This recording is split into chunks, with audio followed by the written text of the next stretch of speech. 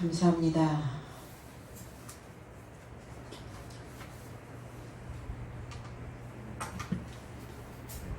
지난주에 시몬 베드로와 다른 두 제자, 그들의 삶은 성경이 그가 죽은 자 가운데서 살아나야 된다라고 하는 시편 16절 10절에 그 영혼을 음부에 버리지 아니하시고 주의 거룩한 자로 썩지 않게 하실 것이다 라는 이 말씀이 완성되게 하려는 것인데, 그들은 아직 성경을 알아채지 못하고 있다 그랬어요. 그래서 그들은 자기의 삶을 향해 떠나게 되었고, 거기에 남은 자는 여전히 막달라 마리아 하나만 남아 있습니다. 오늘 우리의 신앙은 성경을 알아보고 믿고 있는지 우리 스스로도 좀 알아보는 시간이 되길 원하고, 그리고 우리는 지금 어떠한 삶을 향하여 가고 있는지를 다시 한번 스스로 점검하는 시간들이 되기를 원합니다. 그리고 나의 주님을 어디에 두셨는지 오늘 모두가 다 발견해내는 그런 시간 되시기를 원합니다. 11절로 12절, 마리아는 무덤 밖에 서서 울고 있더니 울면서 굽으려 무덤 속을 들여다보니 흰옷 입은 두 천사가 예수의 시체 미었던 곳에 하나는 머리편에 하나는 발편에 앉았더라 그랬어요. 자, 마리아는 밖에서 무덤을 향해 울고 서 있었어요. 그러면서 그 울며 이르고자 그의 삶이 부풀려졌고, 그리고 그 안에서 발견되어진 흰색의 삶이 있었는데 두 천사를 발견했다 그랬어요. 예수의 몸이 누워있던 곳에 하나는 머리를 향하여 하나는 발 쪽을 향하여 있더라. 두 천사가 이렇게 나란히 있지 않고 왜 하나는 머리 하나는 발 이렇게 나누어져 있을까에 대한 의미가 또 있겠죠. 막달라 마리아는 밖에서 울고 서 있었다 그랬어요.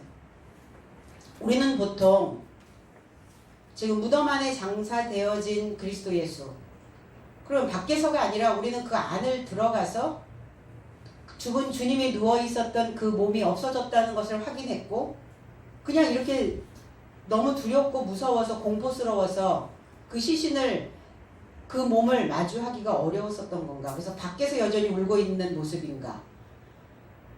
왜 안으로 들어가지 않았을까? 두려움 때문이었을까? 그게 아니라 밖에라고 하는, 마리아는 왜 밖에서 울고 있었는가? 자기 삶의 어떤 것들을 바깥으로 지금 끌어내고 있는 거라는 거예요.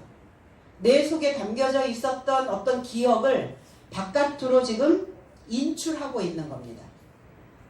그래서 밖이라고 하는 이 에크라고 하는 단어가 그렇게 쓰여졌어요.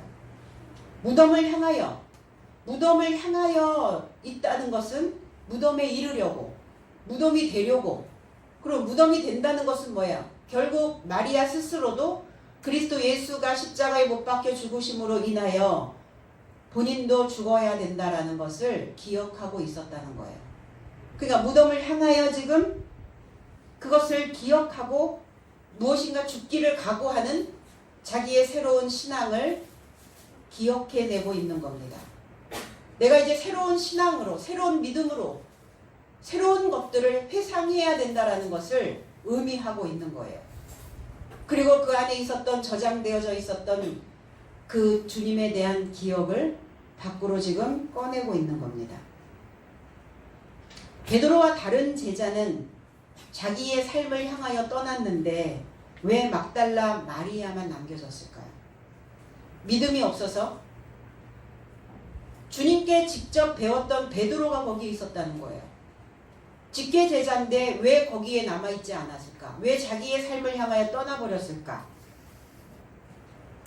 그러니까 우리는 시작서부터 끝까지, 주님의 탄생서부터 주님의 죽음에 이르는, 그리고 주님의 부활하는 이 모든 과정 속에 다 마리아가 들어가 있다는 거예요.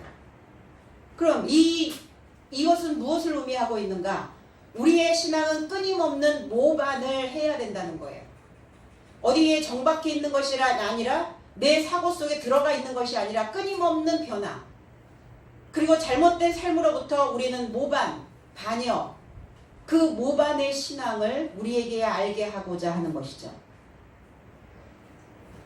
그러니까 결국은 우리도 오늘 이 막달라 마리아처럼 남아 있어야 된다는 거예요. 그러면 남겨져 있는 자에게 주시는 혜택은 뭘까? 분명 혜택은 있습니다. 지금은 쓴맛이죠. 지금은 고통이에요. 그러나 남아 있으면 어떻게 될 수 있는지 그 다음 절 12절에 그 답이 기록되어져 있다는 겁니다. 그 기억을 바깥으로 꺼내고 있다는 것은 뭐냐면 우리의 믿음은 내 안에 담겨져 있는 게 아니라 바깥으로 표현되어지는 삶이어야 된다는 거예요. 우리가 무엇인가 은혜를 입고 감사함이 있으면 어때요? 바깥으로 무엇인가를 꺼내서 실행을 하게 되어지죠. 이 에크, 인출. 그래서 이 리트리버리라고 하는 이 인출이라고 하는 것은 분명히 저장되어져 있는 것이 우리 안에 파지되어져 있는 것이 검색되어짐으로 인하여 이렇게 리트리버리 되는 거예요. 인출이 되어지는 겁니다.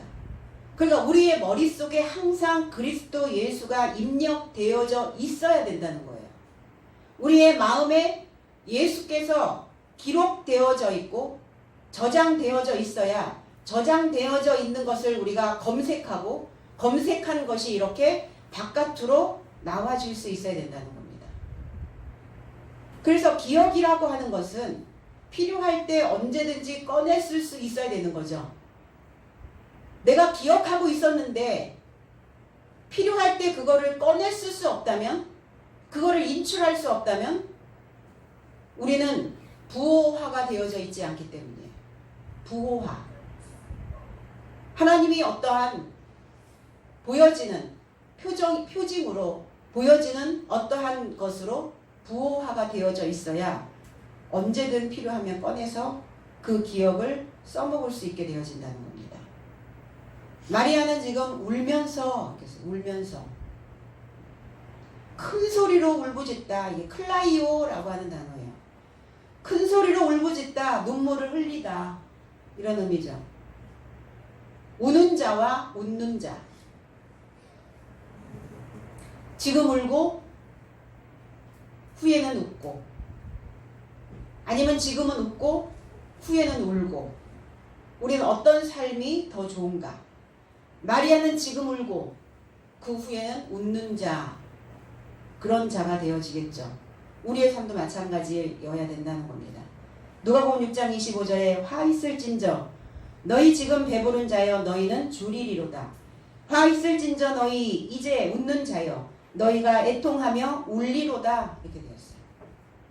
6장 21절에도 지금 줄인 자는 복이 있나니 너희가 배부름을 얻을 것이요 지금 우는 자는 복이 있나니 너희가 웃을 것이미로다. 지금은 울어야 된다는 거예요. 지금은 눈물을 흘려야 되는 시기라는 겁니다. 그런데 눈물을 흘릴 수 있는 자는 굶주림을 경험하고 있는 자여야 된다는 거예요. 무엇이 갈급해, 굶주려, 줄이고 있어. 그래서 굶주림을 느끼는 자는 행복한 자다. 아, 우린 배불러야 행복한데요. 사람들은 그렇게 얘기하죠. 아, 이제 배부르니까 이 나라의 대통령도 부럽지가 않아. 그렇게 얘기를 하죠. 그런데 성경은 정반대로 이렇게 역설을 하고 있단 말이에요. 배고파야 굶주리고 있어야 행복한 자다. 왜냐? 너희는 지금 굶주리고 있기 때문에, 굶주림에서 울고 있기 때문에, 갈급함으로 울고 있기 때문에 이제 곧 배부르게 될 것이기 때문이다. 배부르면 어때요? 배부르면 더 이상 먹으려고 하지 않죠. 욥의 고난이 뭔지 아세요? 욥은 배가 불렀어요. 더 이상 채우려고 하지 않았어요. 이 배부름으로 인하여 내 평생을 가도 나는 다 쓰지 못하고 갈 수 있다라고 생각했던 거예요. 그러니까 그 욥을 굶주리게 하시잖아요. 그 욥을 가난하게 만드시잖아요. 사울이라고 하는 자는 굶주리지 않았어요. 배부르고 있었거든요. 그러나 그 자를 바울로 굶주린 자로 만들어 놓으신다는 겁니다. 그럼 나는 어디에 굶주려야 되고 어디에 부유한 자가 되어져야 될 것인가? 오늘 내가 가지고 있는 첫 번째 아담적인 요소는 굶주려야 되고 그리스도 예수 둘째 아담이신 나를 다시 탈바꿈시켜 주시는 그 예수의 삶으로는 배불러 있어야 된다는 겁니다. 그러려면 하나님에 대하여 굶주림을 경험해야 하나님으로 배부르게 될 수 있다는 거예요. 결국은 하나님에 대하여 굶주려 있었기 때문에 하나님을 연구해서 먹는 자가 되어질 수 있기 때문에 그는 하나님으로 배부른 자가 되어질 수 있다는 거예요. 그러니까 그 자는 행복한 자다. 하나님의 말씀에 줄인 자가 결국은 하나님을 먹게 되어지기 때문입니다. 우리는 그렇게 말하죠. 지금 웃는 게 아니야. 왜 그렇게 표현할까요?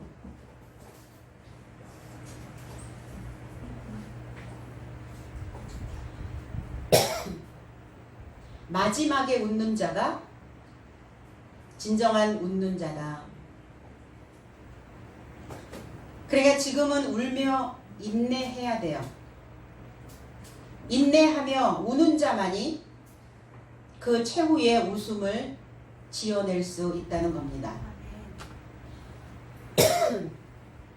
금메달을 목에 건 자들, 그 선수들의 삶이 어떤가요? 웃나요?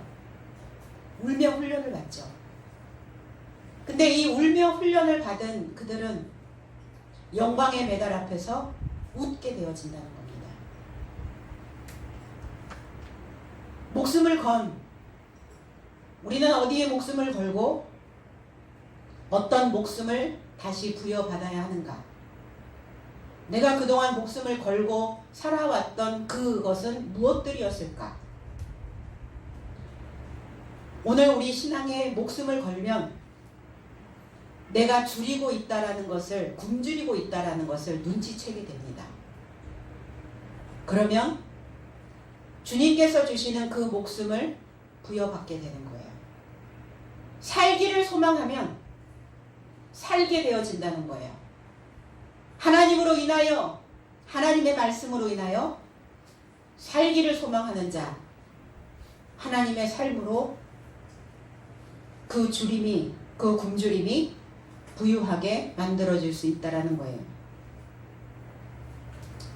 그래서 이 과정은 신앙생활을 하는 과정, 가르침을 받는 과정, 그리고 쓴 교훈을 받아들이는 이 과정은 분명 우리에게는 눈물입니다.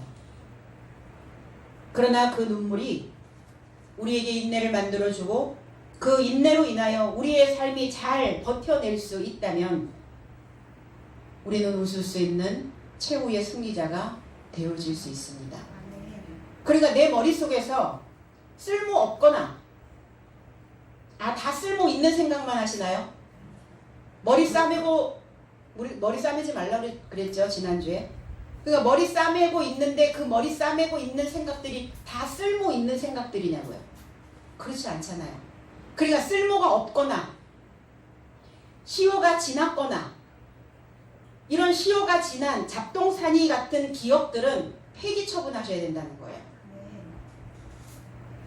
그러한 과정, 그 잡동사니와 같은 이 기한이 지나버린, 시효가 지나버린 이러한 쓸모없는 생각들을 폐기 처분하는 이 과정은 분명히 눈물이 나와야 돼요. 울어야 됩니다. 애통해야 돼요. 내가 그것을 버리지 못하고 그 시효가 지난 쓸모없는 폐기 처분해야 되는 그 기억에 매달려 있는 내 자신을 보고 우리는 눈물을 흘려야 된다는 거예요. 그래서 그 과정은 눈물이 나지만 그 과정이 지나간 이후의 삶은 행복한 자로 웃음을 남기게 되어진다는 겁니다. 그래서 눈물을 흘리며 훈련을 받는 자는 승리자로 웃을 수 있게 되어지는 거예요. 그러니까 지금 그냥 웃을 것인가? 지금 당장 웃고 싶은가?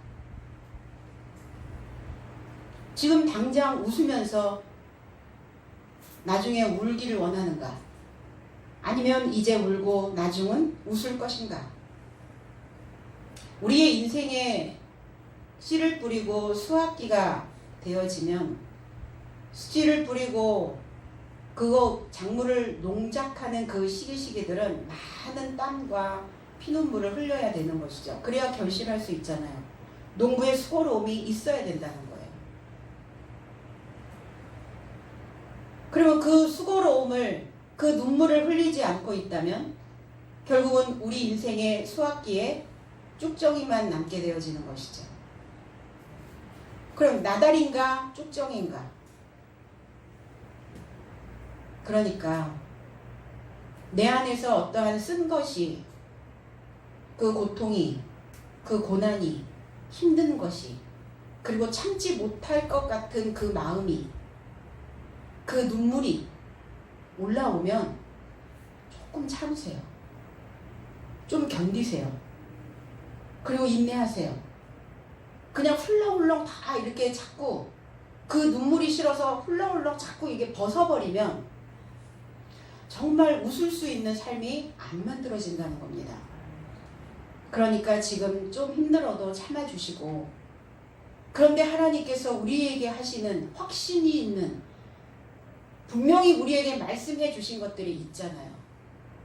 남겨진 자는, 그리고 인내하고 그 눈물을 흘린 자는 반드시 승리자로 남겨주시겠다는 약속을 우리에게 하셨다는 겁니다. 이 말씀 안에 담겨진 자들은 반드시 그의 삶을 웃을 수 있도록 이기게 해주신다는 겁니다. 그리고 저도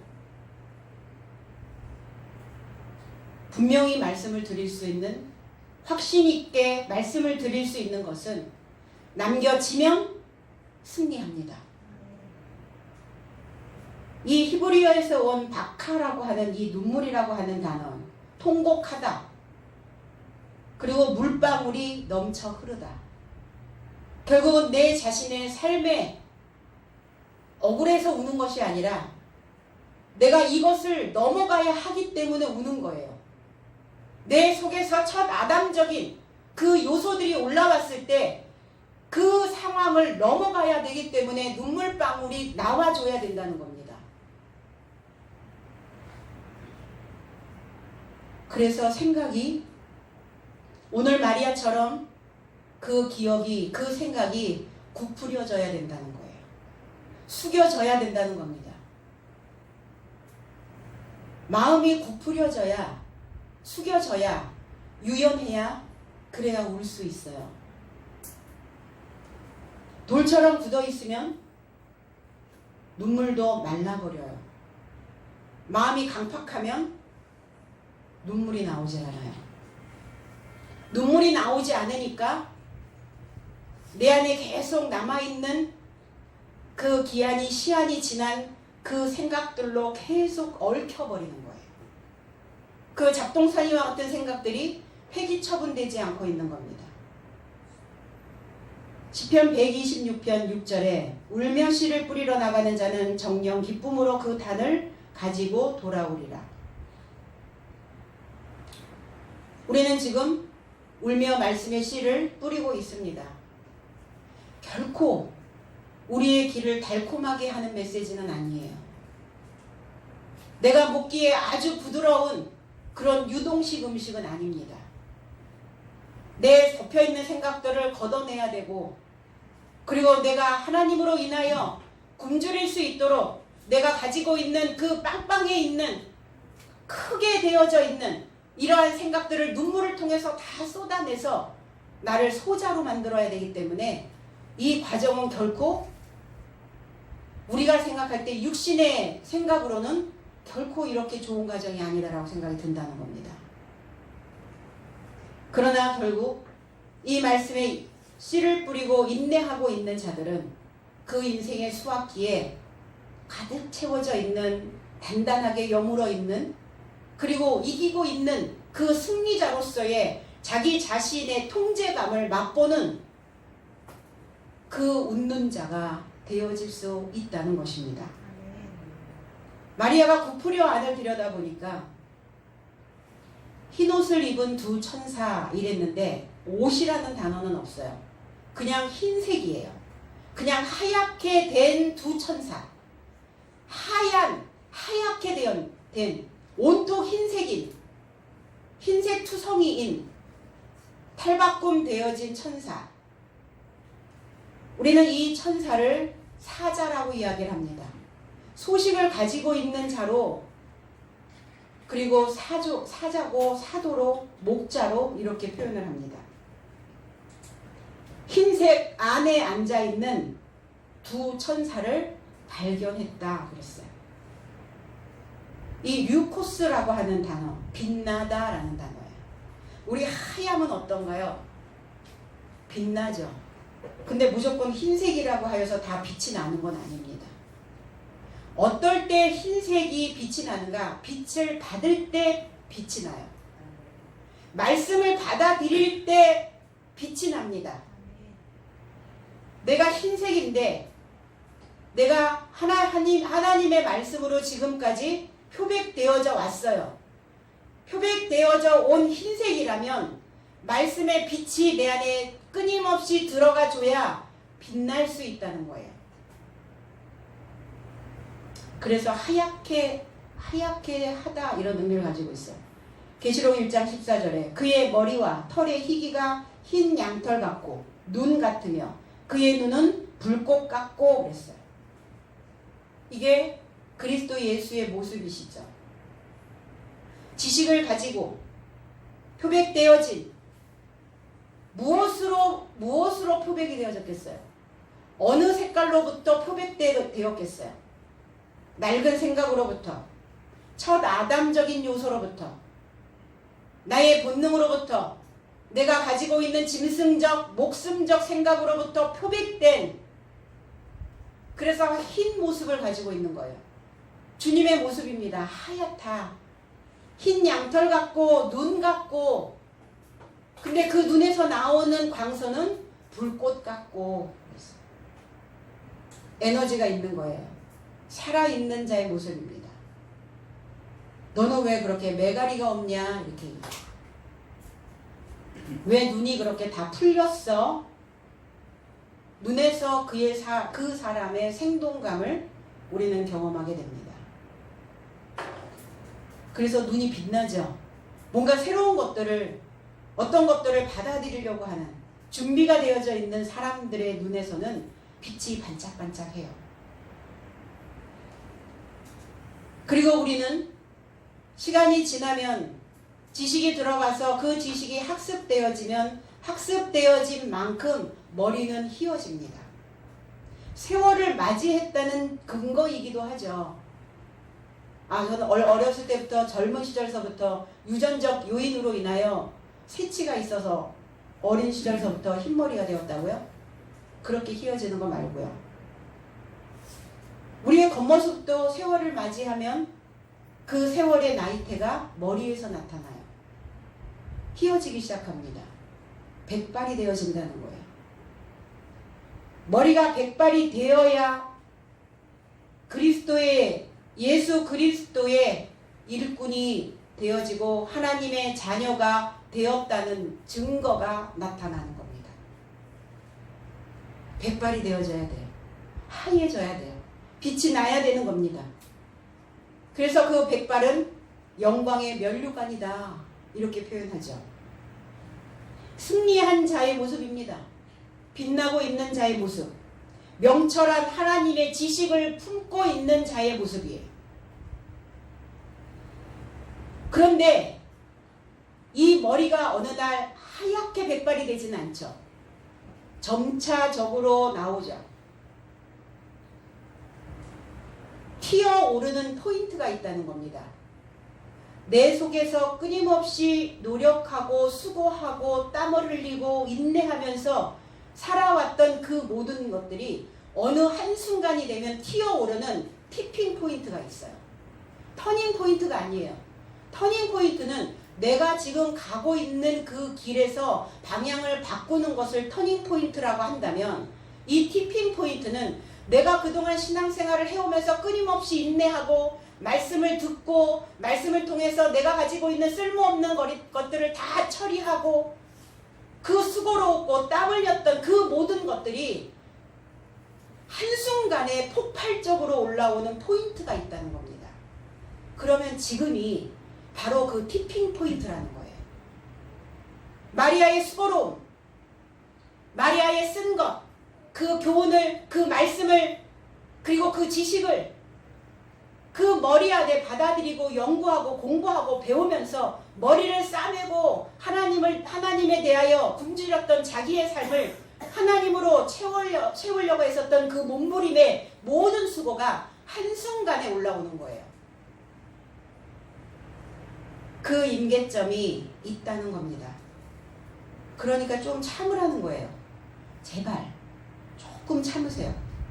인내하시면 분명 내 평생 웃을 수 있는 날이, 그 행복한 날들이 우리에게 전개되어질 수 있는데, 이 잠깐의 그 인내를 하지 못하여서 그 모든 세월들을, 나머지의 그 시간들을, 내가 백발이 되어져야 되는 그 시기들을 내가 놓칠 수는 없잖아요.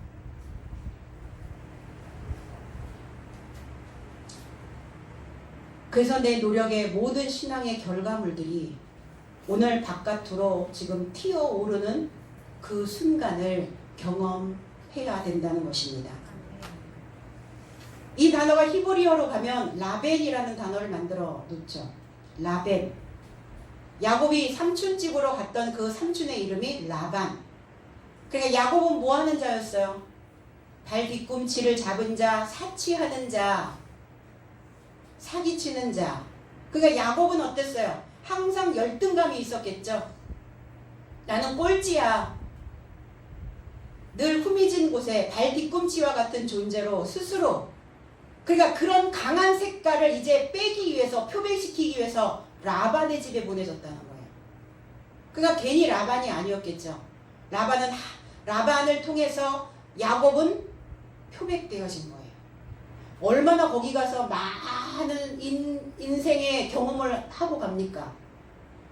내가 일했는데도 노력의 대가를 받지 못했어요. 품삯을 받지 못했어요. 10년이 지나고 또 10년이 지났던 그 시간들. 그래서 그런 시간들을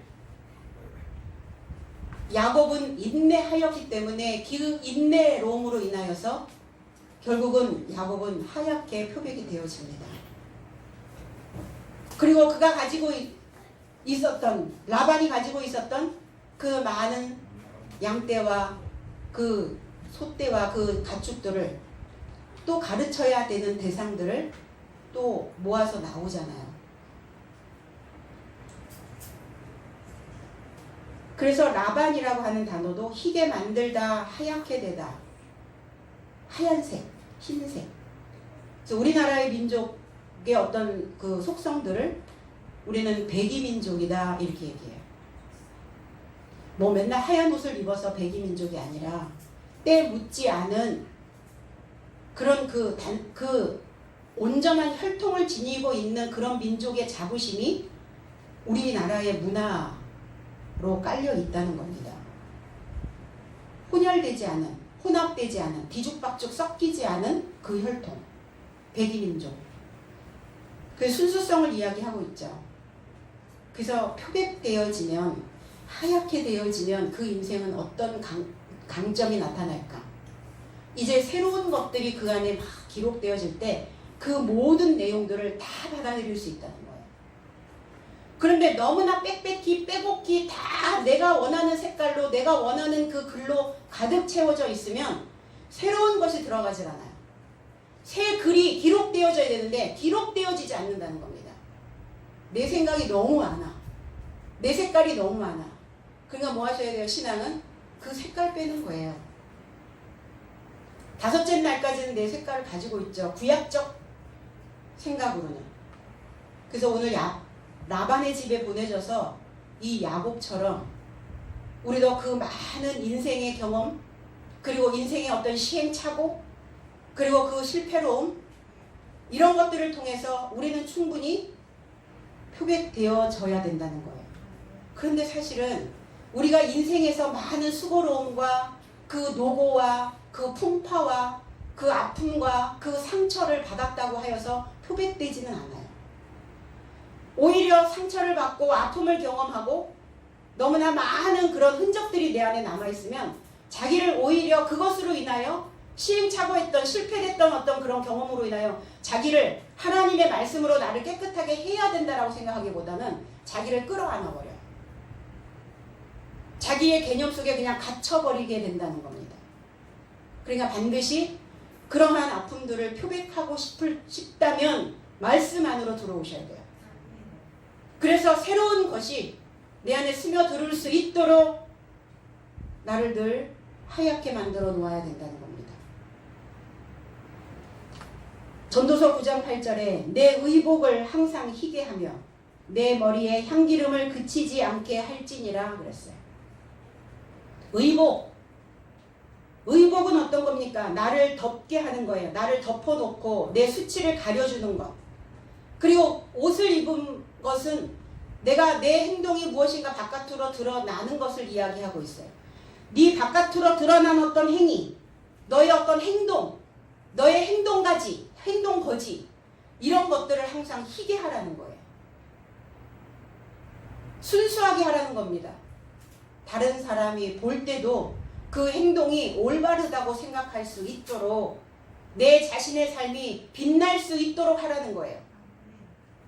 그 의복을 희게 하며 너의 행동을 하얗게 만들며 너의 삶을 덮어놓고 있었던 이러한 것들을 분명하게 드러내고 그 머리는 뭡니까?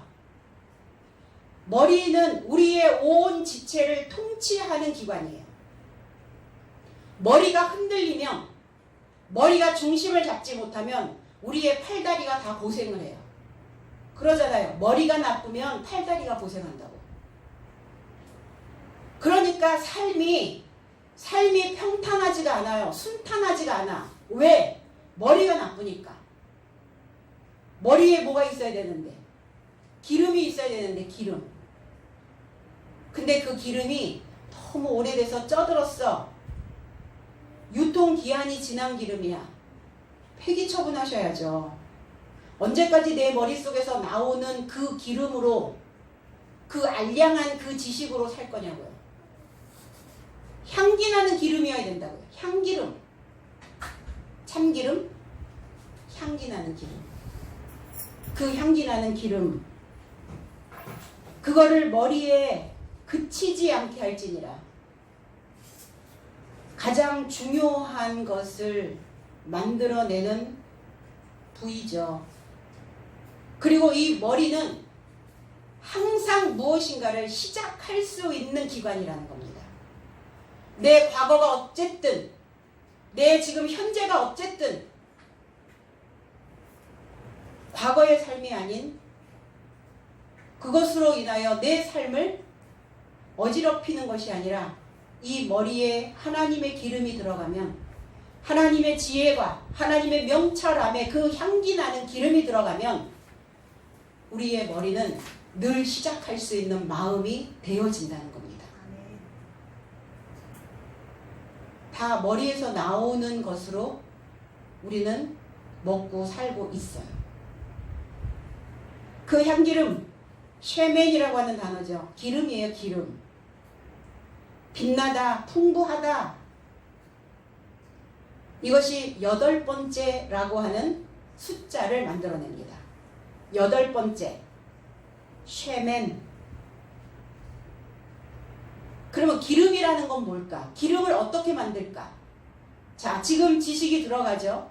하나님에 대한 지식이, 하나님에 대한 물이 들어가잖아요. 그러니까 물이 들어가면 그 물로 인하여 내 생각을 갈아내는 거예요. 내 생각을 갈아엎는 거예요. 잘못된 부위들을 도려내고 잘라내는 겁니다. 그걸 연마라고 말해요. 그 물로 나 자신을 연마해서 그 연마되어진 그 생각을 규정짓는 거예요. 이걸 기름이라고 얘기를 해요. 쉐멘이라고 하는 단어입니다.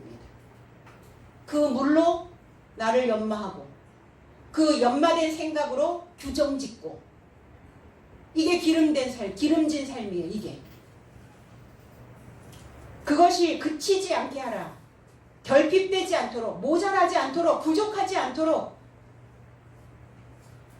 그것이 가치가 없지 않도록 우리의 신앙이, 우리가 지금까지 믿어왔던 모든 행위가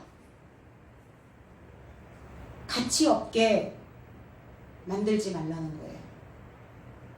가치가 있게도 가치가 없게도 만드는 것은 우리의 머리예요.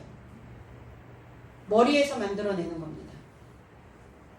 두 천사, 탈바꿈된 소식을 전하는 사자예요. 탈바꿈 될 수 있도록, 탈바꿈은 어디에서 일어납니까?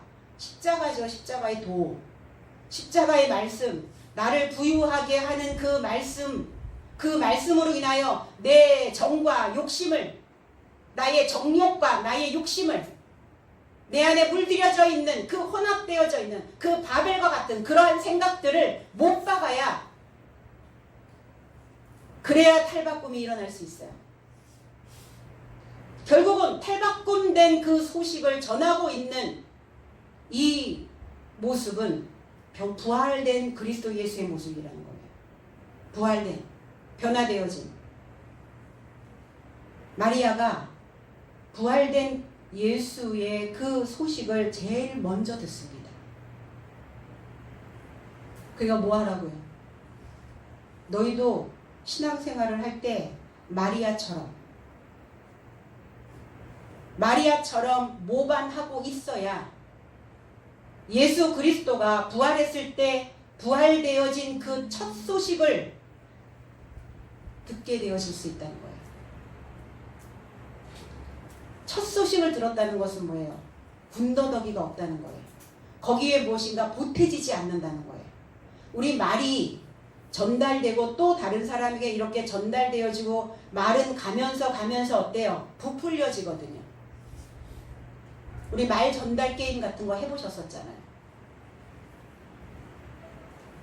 근데 여기에서 시작된 단어가 끝에 가면 전혀 다른 의미로 바뀐 것을 우리는 또 그 게임을 통해서 알았어요. 그러니까 첫 소식을 듣는 게 가장 중요해요. 처음에 들어봐야 제대로 들을 수 있어요. 분명히 들을 수 있어요. 그리고 명확한 뜻을 전달받을 수 있게 되어진다는 겁니다. 쓴 교훈, 삼키고 싶지 않은 교훈, 듣고 싶지 않은 말, 그리고 받아들이고 싶지 않은 그 쓴 교훈 안에서 마리아는 울면서 훈련을 받았어요. 그러니까 그 마리아에게 보여졌다는 거예요. 베드로와 다른 제자는 어땠을까요? 베드로와 다른 제자가 있을 때는 그 흰옷 입은 탈바꿈된 그 천사가 눈에 안 보였을까요? 그들 눈에는 안 보였다는 거예요. 끝까지 남겨진 자에게만 보여진다는 거예요. 그래서 남겨지라는 거예요. 좀 참고 좀 가라앉히고 들썩거리는 그런 습관적으로 들썩거리는 그러한 성향들을 조금 가라앉히고 이제는 조금 차분히 가셔야 되거든요. 아니 인생을 맨날 카누 타고 다니실 거예요? 카누 아시죠? 나 혼자 딱 이렇게 조정 경기장에 딱 가면 카누 딱 이렇게 나 혼자 타고 있는, 조금만 뒤뚱거리면 금방 이렇게 전복되어질 것 같은, 그럼 안 되잖아요. 유람선 같은 조금 이렇게 무게가 있는 그런 배를 타고 그런 배에 나를 실어서 조금 안전하게 안정적으로 좀 항해를 하셔야 되지 않아요? 인생이 이제는 좀 그러셔야죠. 그러니까 참으라고요. 제가 참으라는 말을 이 설교를 통해서 몇 번을 하는지 한번 세보세요. 얼마나 저도 절실했겠어요. 오늘 이 막달라 마리아의 그 모습을 보면서 누구나 다 그럴 수 있을 거다라고 생각하는데 베드로 도망가잖아요. 주님이 사랑하셨던 다른 제자였어요. 그 제자와 우애가 있었다고 그렇게 표현하셨거든요. 분명히 사랑하는 그 다른 제자도 거기에 있었고 그랬어요. 그 제자도 도망가잖아요. 못 견디고 가잖아요. 좀 가라앉히시고. 이제 웃을 날이, 내 평생에 웃을 날이, 행복할 날들이 쭉 펼쳐질 텐데 못 봤다는 거예요. 남겨져야만 볼 수 있다는 거예요. 결국 마리아의 눈에는 그 탈바꿈을 할 수 있는, 표백될 수 있는, 그 빛나게 할 수 있는 그 인생을, 마리아와 같은 저와 여러분들의 그 삶을 빛나게 해줄 수 있는 그 삶이 나에게 다가왔다는 거예요. 저와 여러분들의 삶에 입혀졌다는 겁니다. 저와 여러분들의 삶을 빛나게 해주실 수 있는, 그게 보여져야 된다는 거예요.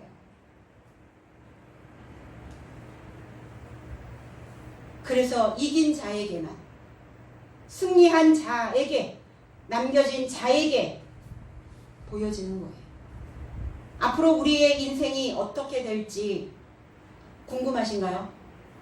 궁금하면 500원이 아니라 궁금하면 남아있으세요. 남겨지시면 분명히 이긴 자로 저와 여러분들의 삶을 그렇게 만들어 주실 것입니다. 근데 하나는 발쪽을 향하여, 하나는 머리를 향하여 그랬어요. 머리, 케팔렛. 왜 하나는 머리에 있었을까요? 왜 하나는 발에 있을까요? 머리와 하나 되어지라는 거예요. 발과 하나 되어지라는 거예요. 숫자적인 한 명, 하나가 아니라 하나 되어지라는 거예요. 머리와 하나 되어진다는 것은 뭘까요? 새로운 시작이라는 겁니다. 지금 새로운 시작이 돼야 하는 하나님의 머리와 하나 된 소식이라는 거예요. 그 머리는 근본을 이야기하고 있어요. 그 머리. 너의 뿌리가 어디냐? 네 근본이 뭐냐? 우리의 뿌리는 하나님이죠. 우리의 근본은 하나님을 아는 지식으로부터 오는 겁니다. 그러니까 이 머리는 근본이에요. 그 머릿속에서 나오는 모든 내용들이 그 사람의 근본을 나타낸다는 겁니다.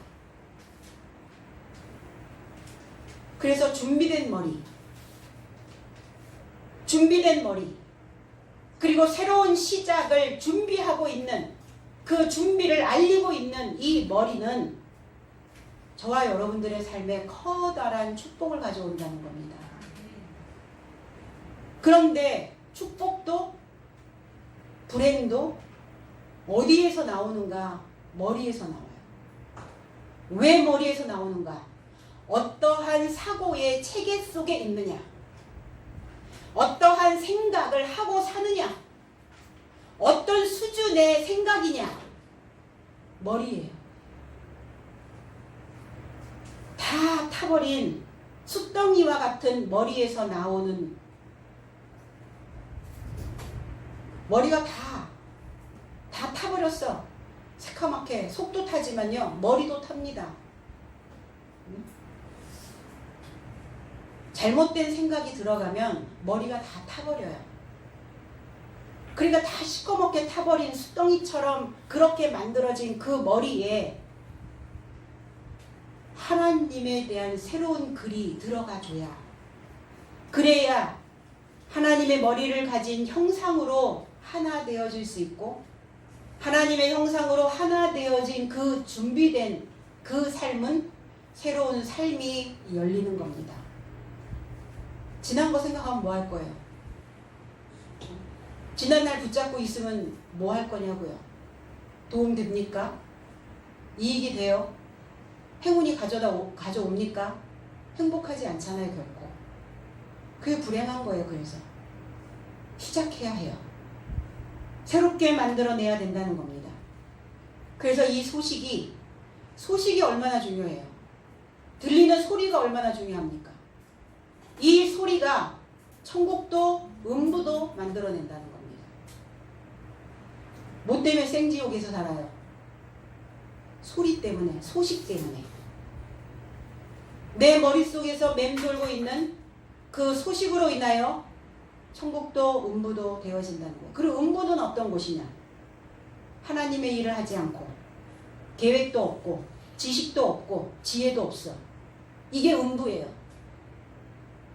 하나님의 어떤 일, 하나님을 아는 일, 하나님을 연구하는 일, 하나님의 교훈을 받아들이는 일,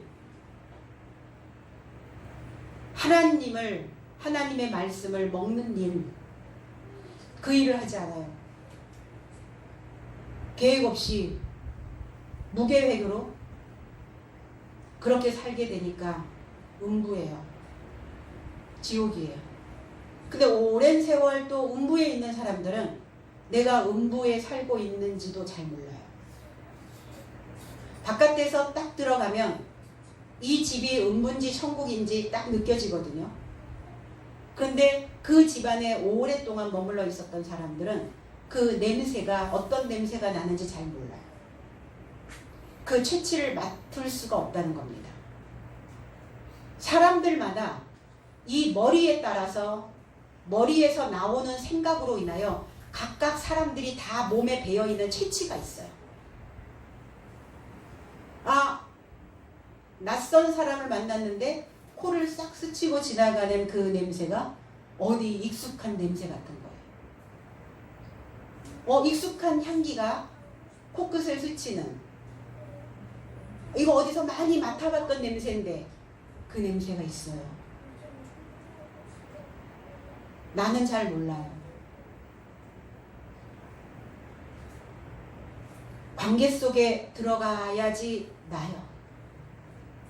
내가 다른 사람의 채취를 맡을 때 나에게서 나는 그 채취가 무엇인지를 알아차리게 된다는 겁니다. 그럼 뭐 하셔야 돼요? 마리아처럼 밖으로 끌어내야죠, 나를. 그래서 그 좋은 향기를 가지고 있는 사람을 향하여 와야 된다는 거예요. 좋은 향기를 향하여 그와 함께 부비며 함께 가야 된다는 겁니다. 왜 발과 하나 되어져야 되는가? 이 발은 푸스라는 단어예요. 발은 뭐 하는 겁니까? 걸어가는 거죠. 인생의 방향을 잡고 걸어가는 것 다리예요. 그리고 이 발은 소문을 퍼뜨리기도 하고 정탐을 하기도 하고, 그런데 우리 발을 갈 수 있도록 가르쳐야 해요.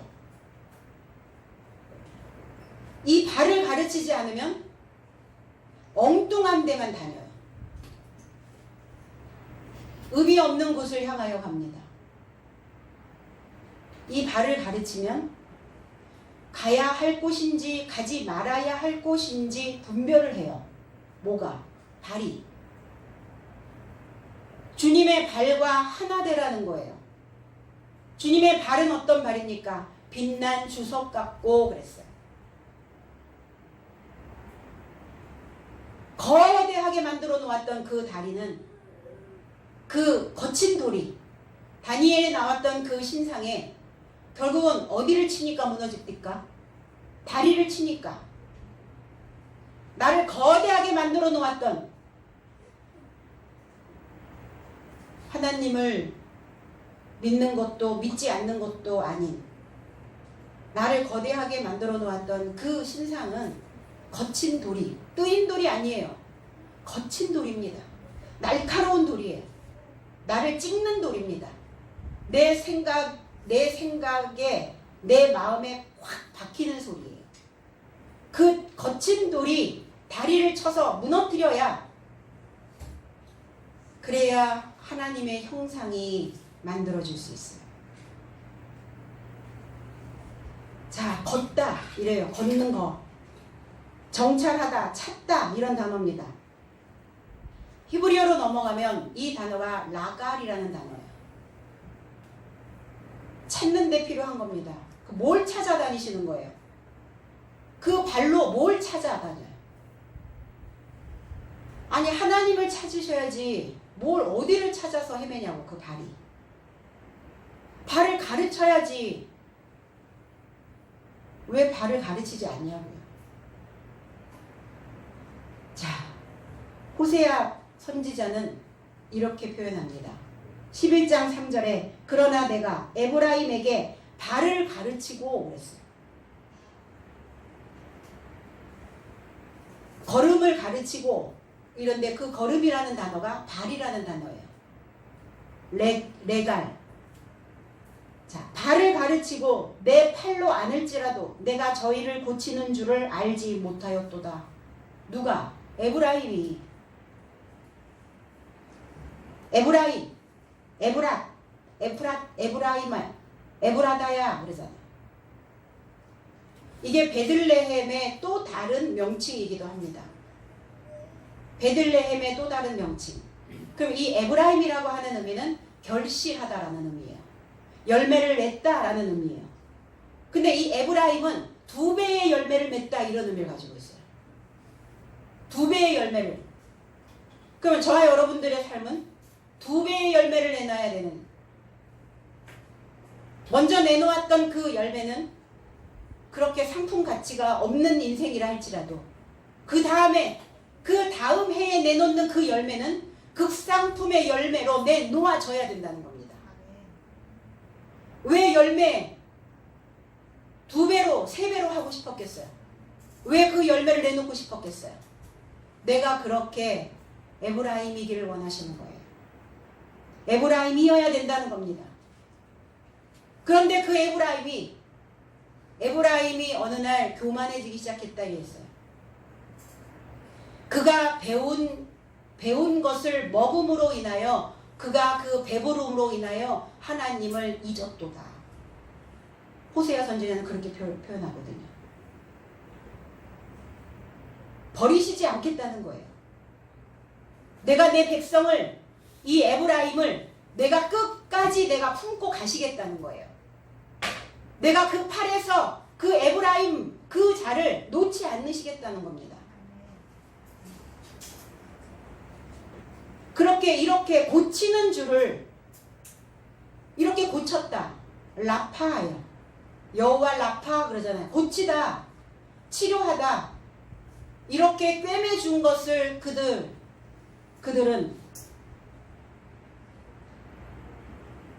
알아차려야 되는데 알지 못하고 있는 거예요. 누구로 인하여 내가 지금 이 자리에 있는가? 어떻게 내가 이 자리까지 있을 수 있었는가? 주님이 나를 고치셨기 때문에.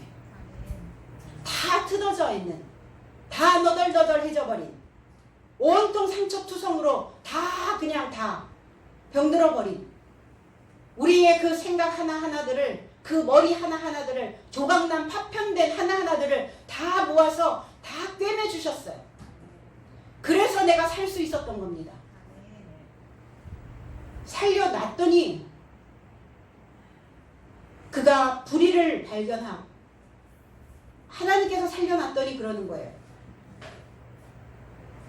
어떤 남편이 뇌출혈로 쓰러져가지고 의식이 없었어요. 중환자실에 있었어요. 몇 년을 중환자실에 있었던 그 목사님이에요. 실화예요. 깨어났어요. 정말 사모님이 밖에서 일하고 집에 들어오면 또 케어하고 그거 막 다 온몸 막 주물러 가면서 살려놨어요. 살려놨더니 그 교회에 들어온 여전도사와 눈이 맞았어요. 그리고 그 여전도사 가정도 풍비박산, 그 목사님의 가정도 풍비박산. 그런데 그 사모님이 저를 붙잡고 울면서 하는 소리가, 제가 그렇게 살려놨더니, 그래서 그렇게 살려놨더니 그렇게 말하더래요. 네가 나를 살렸냐? 내가 살려고 하는 의지가 있었기 때문에 살아난 거야. 그렇게 말하더래요. 그런다고요, 인간은. 다 꿰매서 고칠 거 다 수선해서 그래서 살려놨더니 나에게는 불의를 발견할 것이 아무것도 없어. 이렇게 얘기하는 거예요, 에브라임이. 나에게 불의한 것이 아무것도 없어. 그리고 그 에브라임이 아수르와 계약을 맺고 그 발걸음을 그 걸음을 따라서 그 발을 따라서 먹이고 먹이운 대로 배부름으로 그 마음이 교만하여 하나님을 잊었도다 이렇게 표현하시거든요. 아수르와 계약을 맺었다는 것은 뭐냐면 육신의 행복이에요.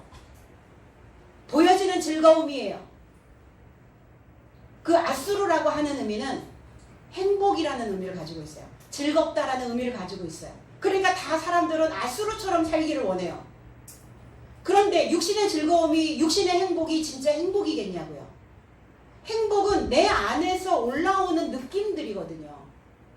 내가 무엇을 생각하느냐, 내 머릿속에 무엇이 저장되어져 있느냐, 내 생각 속에 무엇이 바깥으로 끌어나오느냐에 따라서 행복과 불행이 나눠질 수 있다는 거죠. 다 아수르와 계약을 맺고 먹여놨더니 그 먹여놓은 것을 엉뚱한 데에다가 그 먹은 것을 엉뚱하게 지금 발에다가 가르치고 있다고 얘기하는 거예요. 형제 중에서 결실하나 여호와의 바램이 형제 중에서 내가 결실한 자 같으나 여호와의 바람이 그 근원이 마르게 하시고 샘이 말라서 그 축적한 보배의 그릇이 약탈되어진다 이렇게 말씀하셨거든요. 그러니까 이 발은 가다가 멈추면 안 돼요. 하나님을 향한 그 발걸음은 멈춰 있어서는 안 돼요. 가셔야 돼요. 아이들이 학교 가다가 멈춰서서 딴짓하면 부모의 마음은 어떻겠냐고요. 쪼그리고 앉아서 게임하고 있으면 어떻겠어요. 학교 안 간다고 되돌아오면 어떻게 하겠어요. 그럼 어떻게든지 그 발을 종아리를 쳐서라도 그 발을 쳐서라도 보내잖아요. 그러니까 그렇게 내가 결실한 것 같아서 이 정도 이제 이 정도면은 열매 됐어. 그런데 여호와의 바람이 분대요. 시험하신답니다. 오늘 마리아는 시험에 들어간 거예요. 시험 보고 있는 거예요. 그래서 시험 볼 때 머물러 있어야지. 시험을 볼 때 그 시험장을 떠나버리면 낙제예요. 못 올라가요. 성장하지 못합니다. 못 올라간다는 건 뭐예요? 성숙된 삶이 그려지질 않는 거예요. 그래서 그동안 내가 알고 있다고, 보배롭다고, 이 지식이 보배롭다고, 하나님이 보배롭다고, 이게 지혜롭다고 말했던 그 모든 것들이 다 약탈되어져 버린다고요. 그래서 학습은, 그 지식은 반복이어야 해요. 반복 학습. 어떤 조건을, 고전적 조건을 끊임없이 형성해 주는 거예요. 그러니 내 발이 어디를 향하여, 내 발이 지금 어디를 향하여 누구와 하나 되고 있는지를 깨달으라는 거예요. 오늘 이 소식을 통해서 내 발이 진정한 하나님과 하나 되고자 가고 있는 발인지, 아니면 나는 아수르와 같은 그 육체의 즐거움을 향하여 가고 있는 발인지를 알아야 된다는 겁니다.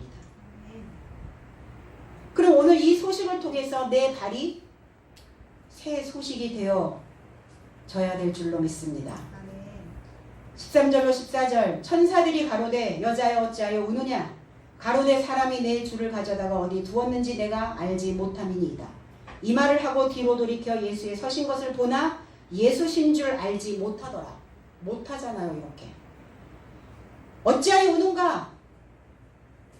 마리아는 얘기합니다. 저 삶이 내 주를 옮겨가서 어디에 두었는지 내가 알지 못하겠습니다. 지금까지 주님을 믿기는 했는데, 내가 지금까지 잘 인내는 했는데, 지금 이 시험 문제 이렇게 나오고 보니까 주님이 내 안에 계신지 계시지 않는지 그걸 확인할 길이 없는 거예요. 모르겠습니다. 이러한 삶을 말하고 뒤로 돌이켜서 서 계신 예수를 발견하였으나 그가 예수인 줄을 알아보지 못하였다. 그런다고요. 사람의 생각이 어디에 딱 그냥 꽂혀버리면 주님이 나타나셔서 아무리 얘기를 해도 못 알아들어요. 못 알아채요. 그럼 오늘 듣는 이 메시지가 뭡니까? 제가 하는 말입니까? 이 성경이 영적 하나님의 말씀으로 들리고 계십니까? 이렇게 하나님이 주님이 나타나셔서 이렇게 말을 해도 마리아 못 알아듣고 있잖아요. 예수 신 것을 발견했으나 이렇게 얘기해요. 눈으로 보는 게 다가 아니란 말이에요. 생각의 눈으로 볼 수 있어야 된단 말이에요. 마음의 눈이 떠져야 된다는 거예요. 신미한 그 눈으로, 영적인 눈으로 보는 겁니다. 이 말씀은 그 눈으로 바라볼 수 있어야 주님을 발견하여서 주님이신 줄 내가 알아보았습니다 라고 말할 수 있다는 겁니다. 주님을 가져다가 주님을 들어 올렸어요. 그들이 주님을 어디다가 두었는지, 어디다 배치했는지 내가 알지 못합니다.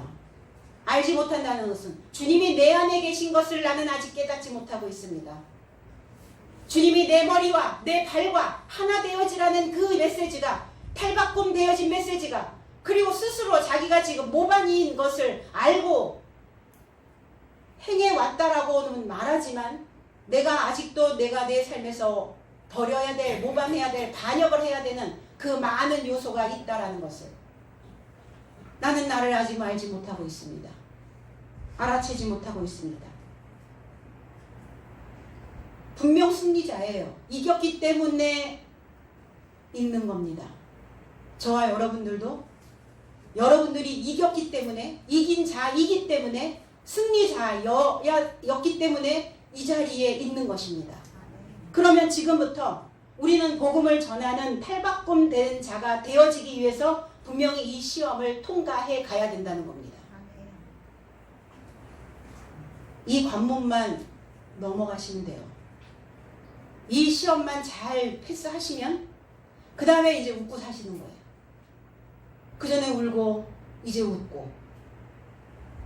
주님을 어디에 둬야 하는가? 내 주님을 어디에 두었는지 알지 못합니다. 어디에 두셔야 돼요? 내 머리와 내 발. 그래서 시작부터 끝이에요.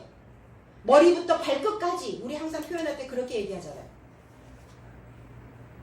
욥의 온몸에 악창이 났는데 그가 발바닥서부터 정수리까지 발과 머리의 문제였다는 거예요.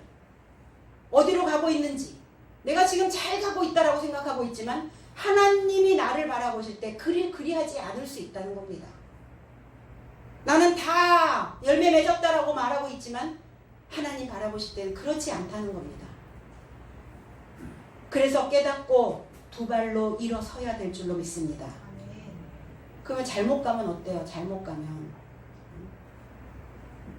괜히 지저분한 데 다니시다가 똥 밟지 마시고 그 발이 평탄한 데 서 있기를 여러분들이 기도해야 될 줄로 믿습니다. 내 발을 비춰주는 깨달은 말씀 안에서 걸으셔야 돼요. 그러니까 이 발이 벗으면 안 돼요. 발이 벗지 않도록 항상 하나님의 지식이 내 발에 심겨져 있어야 된다는 겁니다. 이사야 52장 7절에 좋은 소식을 가져오며 평화를 공포하며 복된 좋은 소식을 가져오며 시온을 향하여 이르기를 내 하나님이 통치하신다 하는 자의 산을 넘는 발이 어찌 그리 아름다운고.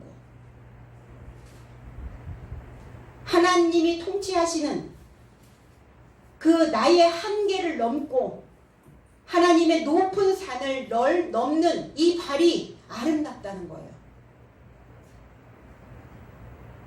그래서 마리아는 돌이켜서 이랬어요.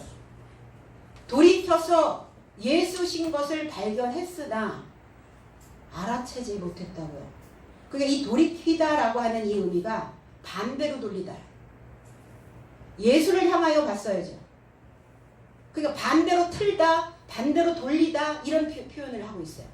그러니까 마리아는 어때요? 하나님이 원하시는 방향 반대로 틀고 있다고요. 자기의 몸이, 자기의 사고가 틀어졌다고요. 평탄해야죠. 그래서 내 마음이 틀어지면 풍파가 많아요. 우리는 신앙 안에서 뭐 하시는 거예요? 구불구불 그렇게 꼬여있고 틀어져 있고 꼬부라져 있는 우리의 마음들을 피는 거예요. 피어진 만큼 평탄해져요. 근데 마리아는 반대로 돌리다 이렇게 스트레포라는 단어거든요. 주님을 붙잡고 발견은 했으나 반대로 돌려있다고 반대로. 그 소식이 예수인 줄을 깨닫지 못하고 있는 거예요. 들려오는 소식이, 들려오는 지금 이 메시지가 예수신 것을 믿으시면 아멘 하시기 바랍니다. 우리는 이 전하는 소식이 예수신 것을 깨달아야 해요. 그렇다면 깨달아진 그 소식으로 우리의 머리에는 영광의 면류관이, 우리의 발에는 새로운 신이 신겨지게 될 것입니다. 그리고 그 발로 내 마음을 밟아서 그 마음의 지경을 넓히시고 내 영혼을 정복하시고 내 머리가 시작할 수 있도록 준비시켜주는 그러한 이 시간들이 되어지시기를 주님의 이름으로 축복합니다. 기도드리겠습니다.